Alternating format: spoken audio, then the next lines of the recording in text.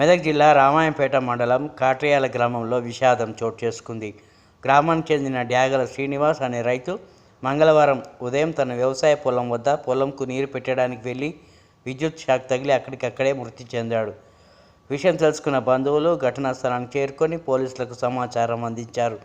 పోలీసులు కేసు నమోదు చేసుకొని దర్యాప్తు చేస్తున్నారు. మృతుడికి భార్య, 2 పిల్లలు ఉన్నారు.